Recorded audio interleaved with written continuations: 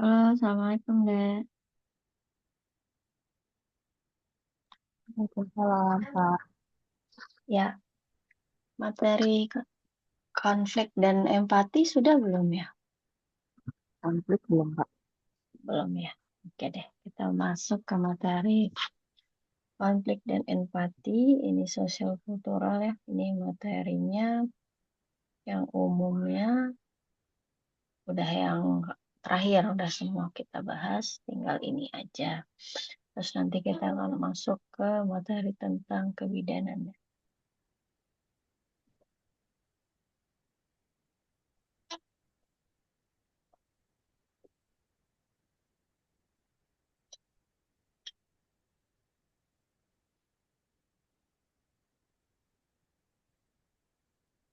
Oke, kita masuk ke materi ini ya, kepekaan terhadap konflik. Jadi kita sebagai ASN itu harus peka terhadap masalah atau konflik yang ada di sekitar kita gitu ya. Yang jelas kita harus ada toleransi di sana ya. Nah, selain itu kita juga harus bisa memahami akibat keberagaman yang ada gitu ya. Terus apalagi kita sebagai mediator atau sebagai penengah di saat konflik itu terjadi supaya bisa diselesaikan. Nah, satu catatannya adalah kita tidak boleh membuat konflik baru ya. Jadi yang pertama itu kita harus toleransi. Yang kedua, kita harus bisa paham bahwa memang kita banyak perbedaan atau keberagaman. Nah, karena banyak keberagaman, potensi untuk konflik itu akan terjadi. Makanya kita harus benar-benar menjadi mediator atau penengah yang baik. Dan pilihlah jawaban yang dia dapat menyelesaikan konflik. Jadi jangan pernah pilih jawaban yang bisa menimbulkan konflik baru. Nah, kalau dia menimbulkan konflik baru, jangan pernah dipilih. Oke, kita lanjut lagi.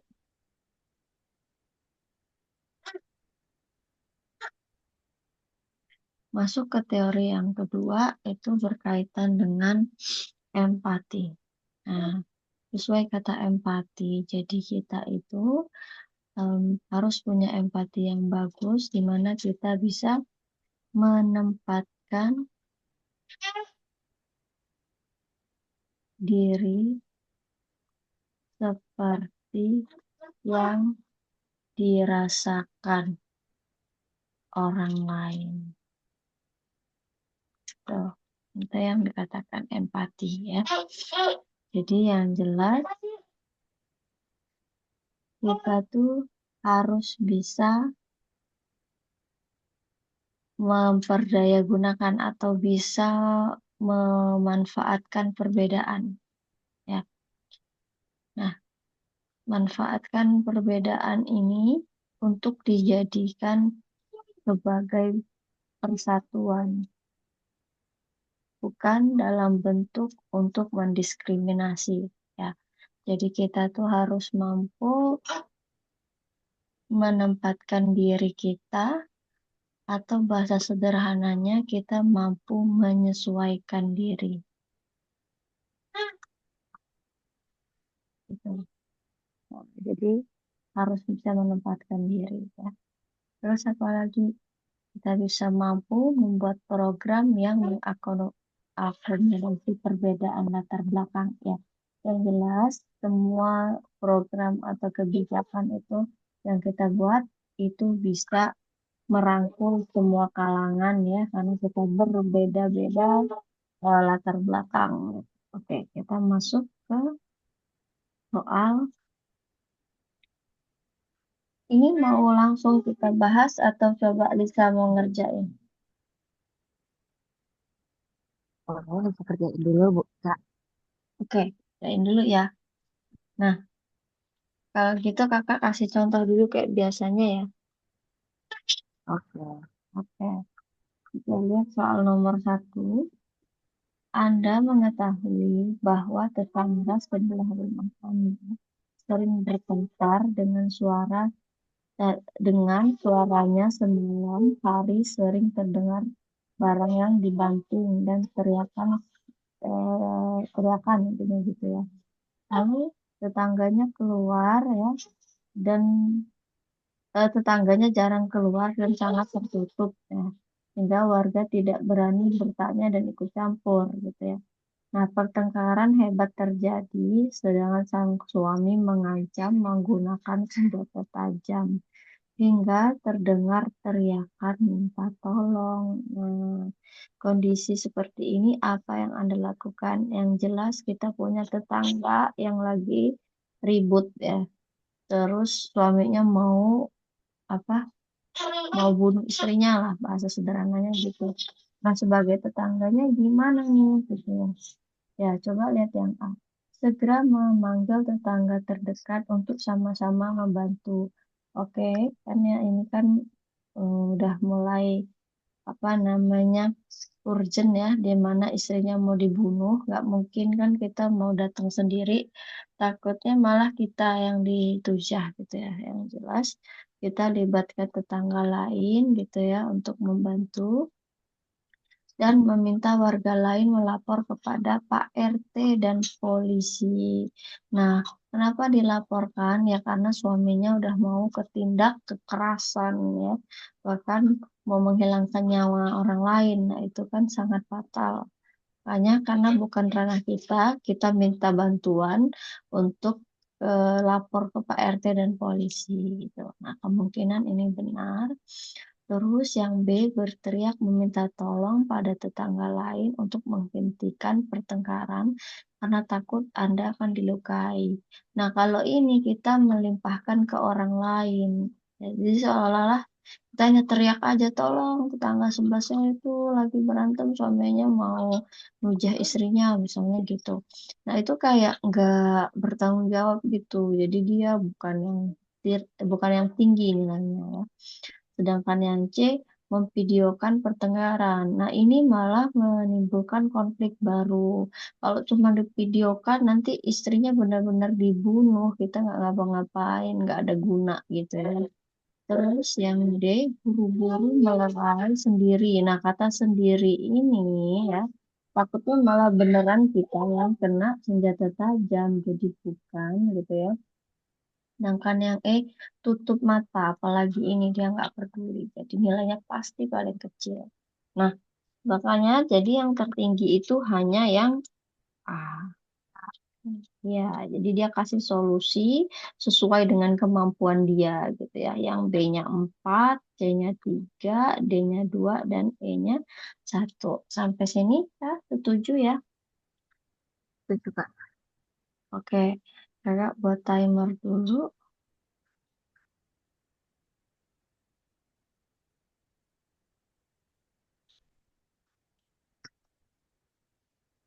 Hitung mundur, 3, 2, 1.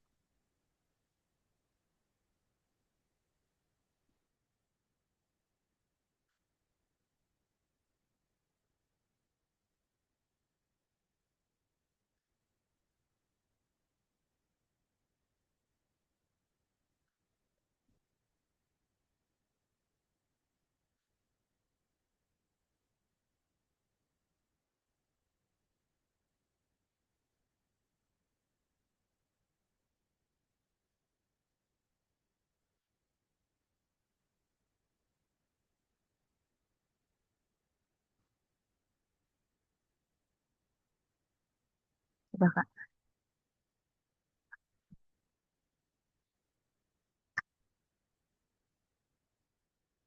Sudah, Kak.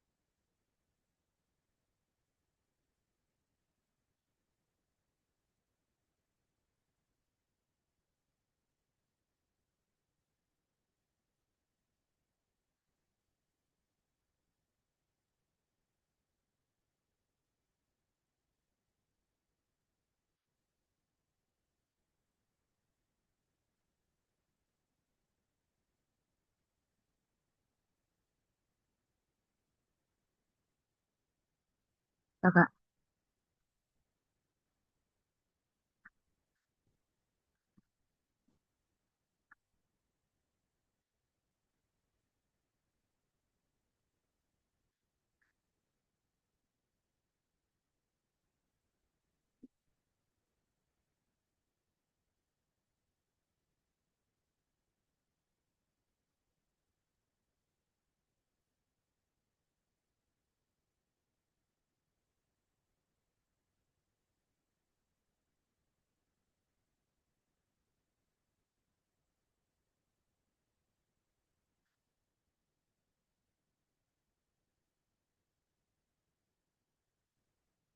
Sudah, Kak.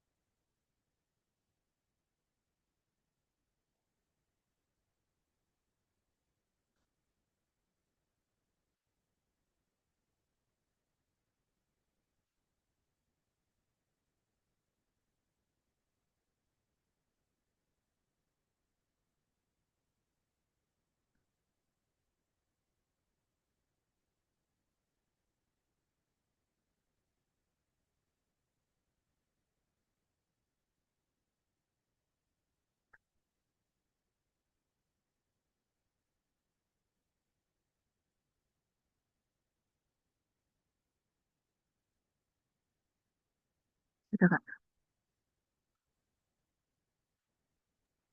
Oke, untuk soal ini, yang konfliknya udah, kita masuk ke soal empati apa mau bahas dulu?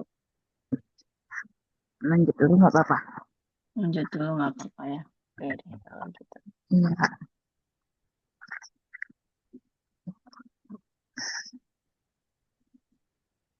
Nah, soal empati ini kakak coba jelasin lagi. Di sini dikatakan bahwa salah satu anggota keluarga yang tinggal serumah dengan Anda didiagnosakan COVID-19 setelah dilakukan swab, namun pihak rumah sakit menyarankan untuk rawat di rumah gitu ya, mengingat gejala yang terdeteksi masih ringan gitu ya. Dan eh,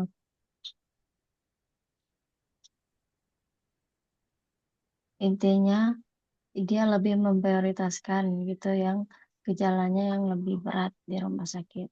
Nah, sedangkan keluarga di rumah melakukan isolasi mandiri gitu ya. Namun tetap dalam pantauan. Nah, menyikapi hal tersebut ya yang dirasakan keluarga Anda tadi sebagai salah satu keluarganya apa gitu ya. Yang jelas kita itu salah satu keluarga kita gitu ya, ada yang kena COVID. Nah, kita ini gimana nanggepinnya untuk keluarga kita yang isolasi mandiri di rumah. Yang jelas kita tuh sebagai keluarga harus benar-benar eh, memantau dan memenuhi semua kebutuhannya gitu ya. Dan memantau kesehatannya juga. Cuman kita dalam batasan harus menjaga protokol. Dan itu tidak benar-benar kita biarkan mandiri sendiri, bukan gitu ya. Coba lihat yang A, tidak perlu ikut, cukup menerapkan protokol kesehatan yang disarankan dokter. Kalau gini kita tidak peduli gitu ya, jadi bukan. Terus yang B, memisahkan dengan anggota keluarga lain dengan menyediakan kamar tidur dan kamar mandi terpisah, serta tetap membantu memantau keadaan Oke, udah boleh bagus dipisahkan dan ada memantau keadaan. Coba lihat adakah yang lebih bagus gitu ya. Coba yang C, menyediakan kamar tidur, kamar mandi terpisah, membantu melayani kebutuhannya dengan tetap memperhatikan protokol kesehatan. Jadi bukan hanya memisahkan, dia juga kasih bantu kebutuhannya. Terus kita tetap jaga protokol kesehatan juga dan terus memantau. Nah, ini juga penting dia pantau keadaannya juga gitu ya sesuai dengan yang dianjurkan dokter. Kalau dibandingkan yang B kan dia hanya memantau saja dan memisah saja, tidak ada kata memenuhi kebutuhan. Yang C ada memenuhi kebutuhan, maka poinnya akan lebih tinggi dari yang B gitu ya. Terus yang D memilih untuk tidak tinggal bersama, ini nggak boleh ya. Kalau yang E menyarankan untuk menyewa hotel apalagi ini gitu ya. Jadi jawaban yang paling tinggi itu ada yang C karena dia sangat berempati gitu ya, di mana dia bukan hanya memisahkan kamar atau tempat tidur dan kamar mandi, tapi juga kasih kebutuhannya, terus juga dia pantau keadaannya. Maka poinnya ada C yang paling tinggi yaitu 5 ya. Terus yang B-nya 4, sedangkan yang A3, yang D-nya 2 dan E-nya 1. Oke, siap ya untuk soal berikutnya kakak timer lagi. Ya, Ada yang Kak. mau ditanyakan nggak, Sam? Belum, Kak. Belum ya? Oke, kakak hitung mundur. 3, 2, 1,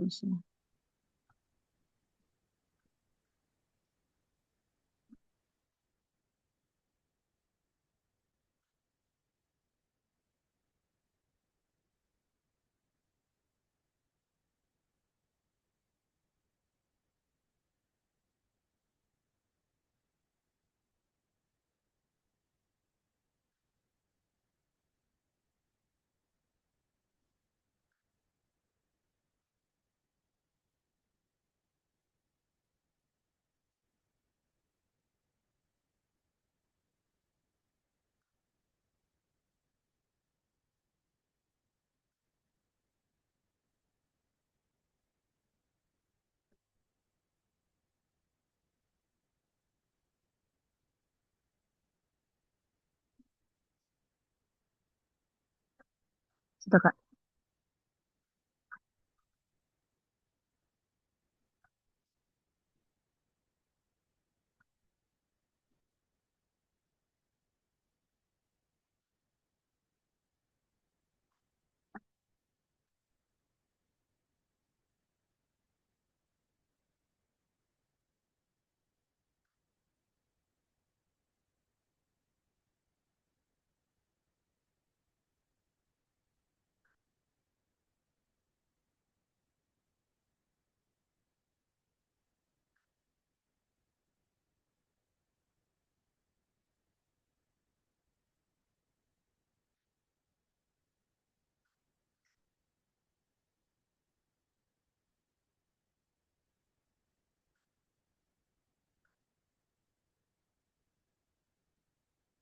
Sudah, Kak.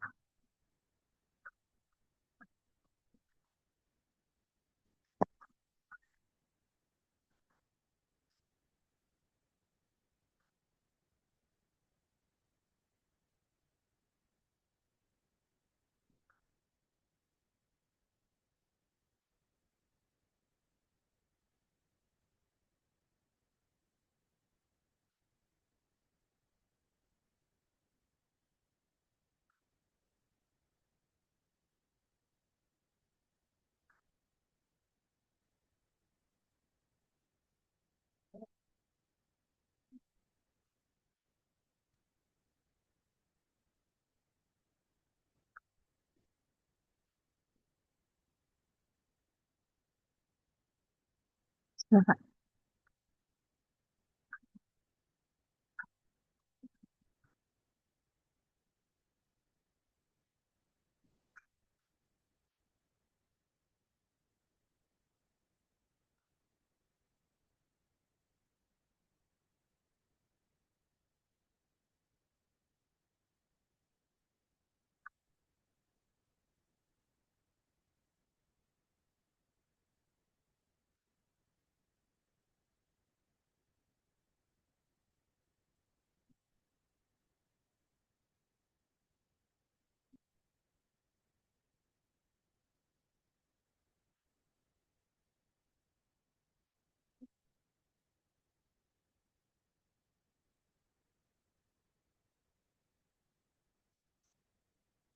Udah, Kak.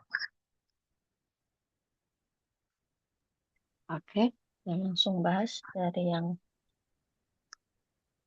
kepekaan terhadap konflik dulu ya.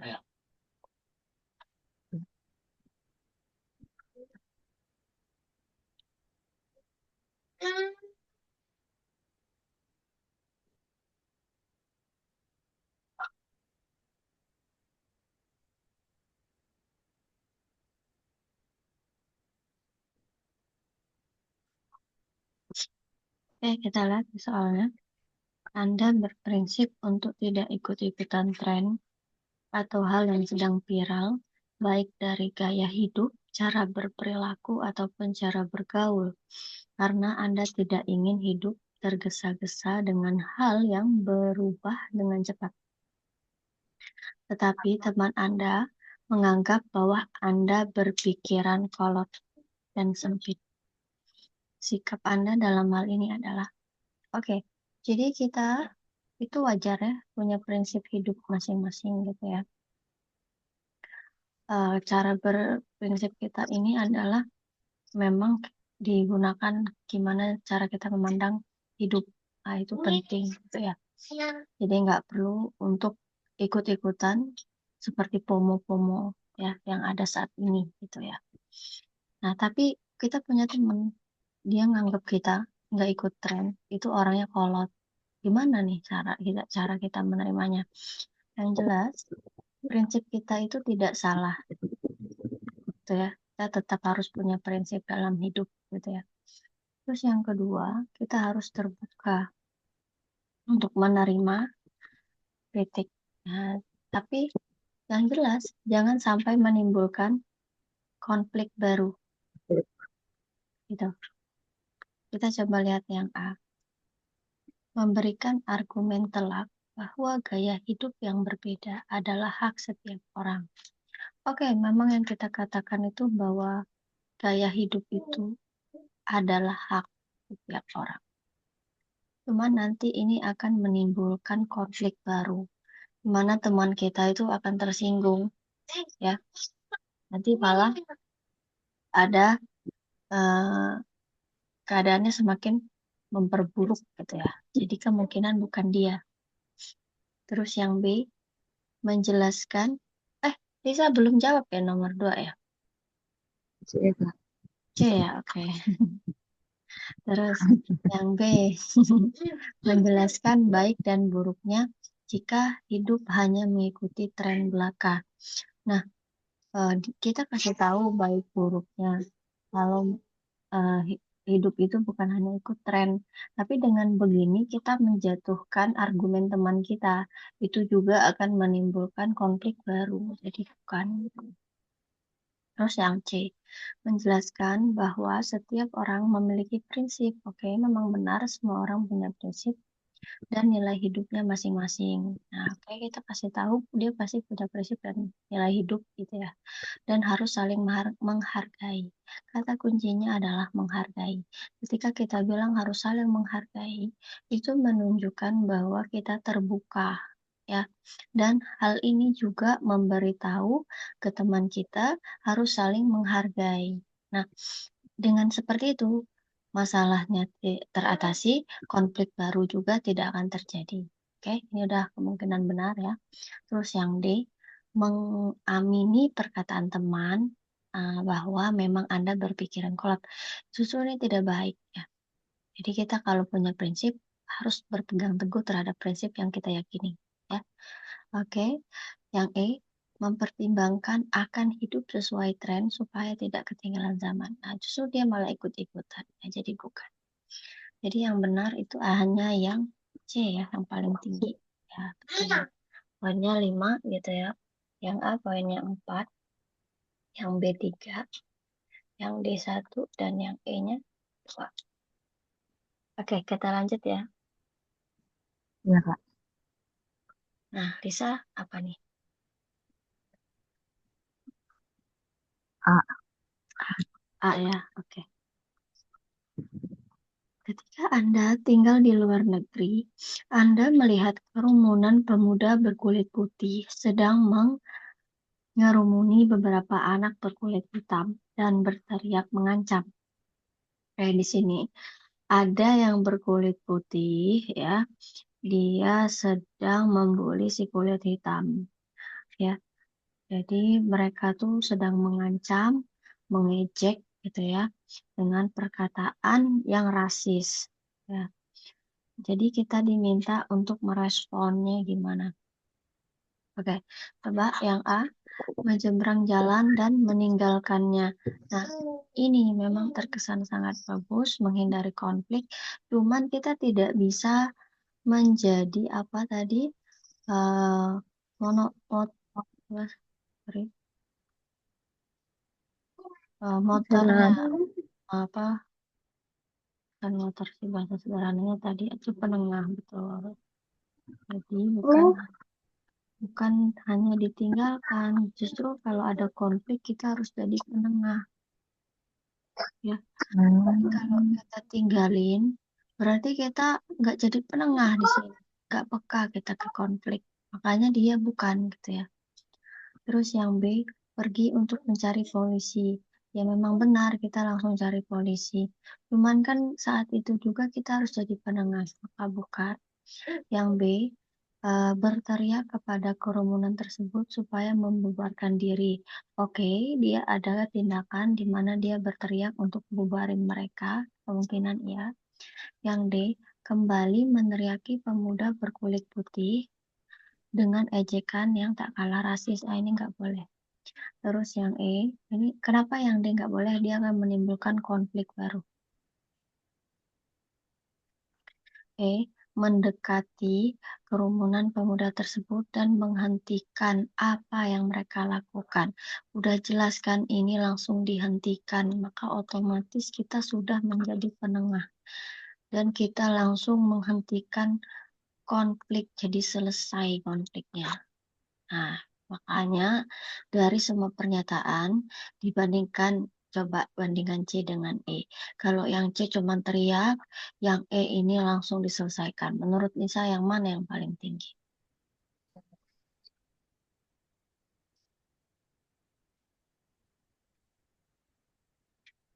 Kak.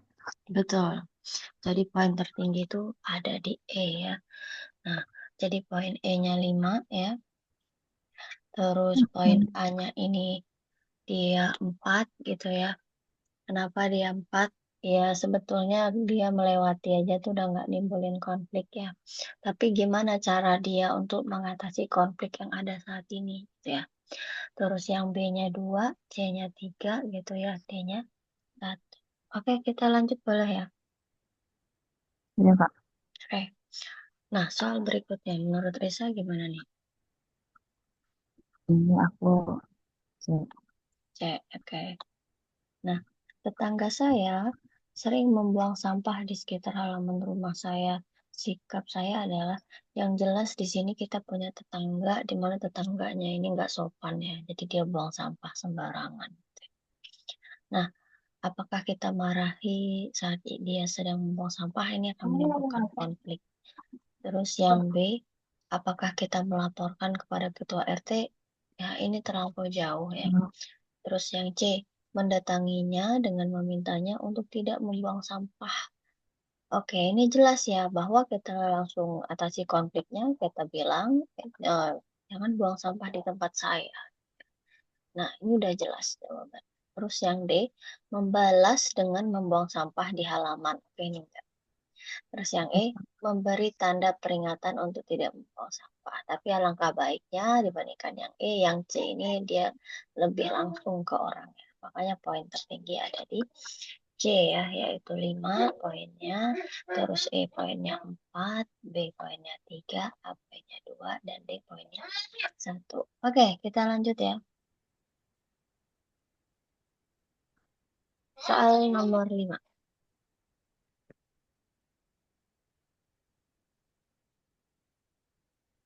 Bisa jawabannya apa? A, Kak. Oke, kita bahas. Anda sedang berada di salah satu kawasan fasilitas umum yang bebas rokok. Oke, bersamaan dengan teman Anda, tidak jauh dari tempat Anda berada, ada seorang yang sengaja untuk merokok. reaksi Anda menghadapinya adalah intinya gimana sikap kita terhadap orang yang menyalahi aturan gitu ya. Oke, kita lihat yang A, pura-pura tidak melihat dan pergi dari tempat tersebut. Kalau kita bilang tidak tidak melihat, otomatis kita tidak peduli, kita tidak peka terhadap konflik. Ini jawabannya bukan ya. Terus yang B, diam saja meskipun merasa kenal dalam hati. Oke, diam saja juga nggak boleh karena dia tidak peka terhadap konflik. Sedangkan yang C, mengajak teman Anda untuk melaporkannya pada pihak keamanan kawasan tersebut. Oke, ada benar bahwa dia langsung sampaikan ke pihak keamanan gitu ya. Kemungkinan iya. D, menegurnya dan mengingatkannya. Nah, di sini kata kuncinya kita tegur, terus kita ingatkan. Nah, coba bandingkan dengan yang D. Yang D itu kita bukan langsung ke orangnya, kita langsung kasih lempar ke petugas keamanan. Tapi kalau yang D itu langsung kita sendiri yang tegur, kita yang mengingatkan. Itu menunjukkan bahwa kita sangat peka terhadap konflik di mana kita menegur dan mengingatkan orang itu supaya tidak merokok. Nah, sehingga rokoknya akan berhenti. Kemungkinan benar ya. Lihat yang E, melihat siapa yang merokok. Jika terlihat kasar dan berbadan besar, lebih baik diam saja demi keselamatan diri. Nah, ini enggak. Ini orangnya tidak peduli ya. Jadi yang benar tuh hanya yang D ya. Poin tertingginya 5. Betul. C-nya 4. Terus B-nya 2, A-nya 1, dan E-nya 3. Kenapa A1? Karena dia benar-benar tidak peduli, dia pergi, dia meninggalkan orang tersebut, dia tidak mau menjadi penengah. Intinya di situ. Satu-satunya yang menjadi penengah dan menyelesaikan masalah itu hanya yang D. Oke, sampai sini. Oh, bisa bisa nyambung dari pertanyaan itu. Emang dibolehkan merokok di tempat itu, Kak? Oke, enggak. Ini Bebas kan merokok ya. kawasan bebas Oh, rokok. Bebas rokok itu berarti nggak boleh merokok. nggak boleh. Oh, Iya, betul. Maksud bebas rokok itu berarti nggak ada rokoknya, terus tidak. udaranya harus harus bersih gitu. Hmm, Oke, gitu ya. iya. Iya ya. Oke, oke, Kak. Oke. Nah, Zoom kakak ini lupa kakak belum upgrade. Ternyata udah habis kemarin. Ini 2 menit lagi habis. Mau langsung lanjutkan atau langsung buat link baru? Yang baru dulu apa, Kak? Apa Link satu baru. soal masih cukup? Oke, cukup ya. Kemungkinan besar cukup. Oke, kita lihat di Oke. soal nomor 2. Menurut Lisa, nomor 2 ini apa? Nanti. Yang D. Oke. Beberapa warga di tempat KKN mengutarakan bahwa mereka merasa ada salah satu anggota kelompok KKN Anda yang terkesan sombong dan tidak mau membaur dengan warga hanya dikarenakan selalu menutup kaca helm. Nah, padahal hal itu dilakukan oleh teman Anda karena dia alergi dengan debu. Nah, karena tidak enak hati dengan warga, Anda meminta teman ya untuk tidak menutup kaca helm ya dengan ternyata berdampak ini alerginya menjadi kambuh. Wajahnya bahkan memerah dan bahkan gatal-gatal sehingga dia harus melarikan ke rumah sakit. Menyikapi hal ini gimana? Yang jelas kita harus bisa peka terhadap konflik, menyelesaikan masalah, oke, dan kita bertanggung jawab ya. A, membantu biaya pengobatan. Nah, memang terlihat bertanggung jawab, cuman bagaimana kita menyelesaikan masalah yang di warga tadi ya. Ini kan hanya selesaikan ke teman saja, kan dia bukan. Yang B, meminta maaf karena Anda melakukannya demi kebaikan bersama. Nah, ini juga hampir sama dengan A, dia hanya fokus ke temannya, tidak ke warganya. Jadi tidak benar-benar selesai masalahnya. Yang C, membantu biaya pengobatan teman Anda dengan dana pribadi ini hampir sama dengan A.